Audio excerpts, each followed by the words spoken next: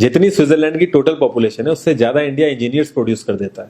उसके बाद भी रिसर्च एंड इनोवेशन में स्विट्जरलैंड नंबर 1 पे है। इंडिपेंडेंस के बाद से रिपब्लिक ऑफ इंडिया ने 0 नोबेल लॉरिएट्स प्रोड्यूस किए इन साइंस। यूएसए ने 100+ कर दिए। ASER की रिपोर्ट के हिसाब से 83% एजुकेटेड इंडियंस एम्प्लॉयबल ही नहीं है। और ये जो सुंदर पिचाई, सत्या नदेला की हम बात करते हैं, इन्होंने भी आगे चल के अपनी एजुकेशन बाहर से ही करी है। और ये सारी चीजें जो मैं बोल रहा हूँ ना, इसका रूट कॉज फाइंड आउट करने के लिए हमें थोड़ा सा पीछे जाना पड़ेगा। जब ब्रिटिशर्स हम पे रूल कर रहे थे तो ईस्ट इंडिया कंपनी के सामने 2 मेजर चैलेंजेस थे। एक कम्युनिकेशन विद इंडियन, दूसरा वर्कर्स और क्लर्क्स की बहुत जरूरत थी उन्हें। फिर थॉमस बेविंगटन मैकॉय ने हमें इंग्लिश एजुकेशन एक्ट ऑफ 1835 दिया, जिससे उनके दोनों पर्पस पूरे हुए। पहला, उनको बंदे चाहिए थे जो चुपचाप डेस्क पे बैठे, अपना काम करें, क्वेश्चंस ना करें और ज्यादा क्रिएटिव ना हो।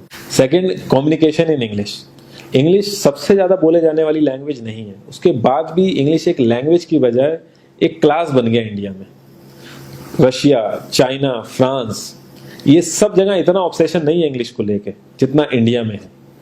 पुअर कम्युनिकेशन बोला जाता है अगर आपकी इंग्लिश अच्छी नहीं है, जबकि इंग्लिश ना आने का मतलब है कि आपको कोई और लैंग्वेज आती है। 5 साल पुराना iOS भी आज की डेट में आउटडेटेड माना जाता है। लेकिन इतनी इंपॉर्टेंट चीज हमारा एजुकेशन सिस्टम आज भी बस थोड़े से चेंजेस के साथ ऐसे ही चल रहा है। हमारे एजुकेशन सिस्टम में रटने का कंपटीशन होता है, जो ज्यादा रट लेता है उसके ज्यादा मार्क्स आते हैं। अब 95% जिसके संस्कृत में आए हैं वो भी संस्कृत नहीं बोल पा रहा है। और बेसिक हिस्ट्री होने की बजाय इतनी मोटी मोटी किताबें हैं हिस्ट्री की जिसका कोई मतलब नहीं है। अगर आज की डेट में आपको कुछ भी पता करना, आप गूगल से पता कर लोगे, उसके लिए आपको याद करने की जरूरत नहीं है इतना कुछ। और ये गवर्नमेंट स्कूल में हर क्लास में इंग्लिश का सब्जेक्ट है। 12-12 साल लगाने के बाद भी लोग इंग्लिश नहीं बोल पा रहे हैं। और बिना किसी बुक को पढ़े 5 साल का बच्चा सीख लेता है, क्योंकि उसको वैसा एनवायरमेंट मिल जाता है। A+B का whole square is equal to A² + B² + 2AB।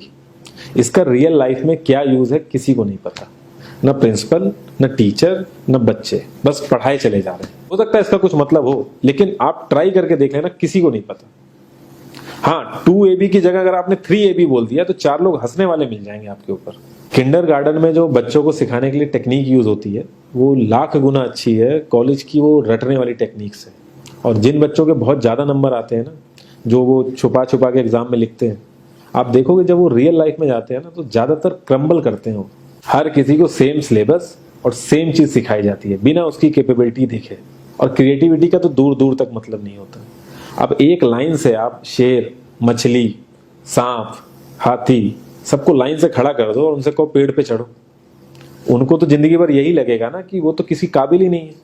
और द्रोणाचार्य ने भी पांडवों को उनकी स्किल सेट के हिसाब से उनको चीजें सिखाई, सबको एक ही चीज नहीं सिखा दी।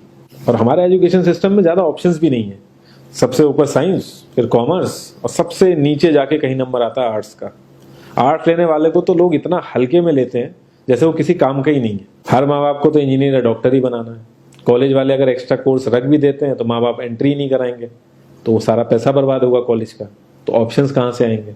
और बचपन से ही आपकी ट्रेनिंग स्टार्ट हो जाती है। माँ बाप, भाई बहन, रिलेटिव सब यही समझाते हैं अगर आपके मार्क्स नहीं आए और जॉब नहीं लगी तो आपकी जिंदगी बेकार। और लाइफ की क्रिएटिविटी को आप रखते हो साइड में, और ये अच्छे मार्क्स और अच्छी जॉब पाना आपका सपना बन जाता है। अब ये सपना पूरा हो जाता है तो बहुत बढ़िया है, दूसरे को जेलस फील कराओगे, नीचा फील कराओगे। और इस छोटी सी उम्र में अगर सपना टूट जाता है तो सेल्फ डाउट में आ जाओगे। इतना बाहर वाले आपको नीचा नहीं समझेंगे जितना आप खुद की नजरों में गिर जाओगे। आप किसी भी 4-5 सक्सेसफुल आदमियों के बारे में सोच के देखिए जिन्हें आप बहुत सक्सेसफुल मानते हो या जिनकी तरह लाइफ आप जीना चाहते हो। मैं ये कह सकता हूं कि वो इस एजुकेशन सिस्टम की वजह से तो सक्सेसफुल नहीं होंगे, चाहे वो जो भी हो। धीरू भाई अंबानी, विराट कोहली, आमिर खान, नरेंद्र मोदी, ये सब हमारे इस करंट एजुकेशन सिस्टम के ट्रैप में नहीं फंसे।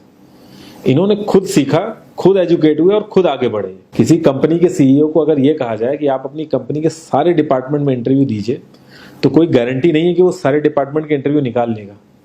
और ये भी हो सकता है कि वो आधे से ज्यादा डिपार्टमेंट के लिए क्वालिफाई ना करे एजुकेशन वाइज, लेकिन वो पूरी कंपनी चला सकता है। तो ये जो एक स्किल है, इसके बारे में बात क्यों नहीं होती? लोग अपनी 25% से ज्यादा जिंदगी इस करंट एजुकेशन सिस्टम में लगा देते हैं ताकि अपने से कम पढ़े लिखे आदमी की कंपनी में जाके उसके सपने पूरे कर सकें। इंडिया का जो करंट एजुकेशन सिस्टम है, अगर वो इतना ही अच्छा है तो जो भी सेलिब्रिटीज हैं, पॉलिटिशियंस हैं, वो अपने बच्चों को बाहर क्यों भेज रहे हैं पढ़ने के लिए? इनफैक्ट पॉलिटिशियंस के साथ तो ऐसा करना चाहिए, जिस एरिया से वो जीते हो उसी एरिया के गवर्नमेंट कॉलेज में उनके बच्चे को पढ़ना कंपलसरी हो जाए, तभी वहां के गवर्नमेंट कॉलेज सुधर सकते हैं। 368 प्यून की जॉब के लिए 1.5 लाख ग्रेजुएट और 24,968 पोस्ट ग्रेजुएट ने अप्लाई किया।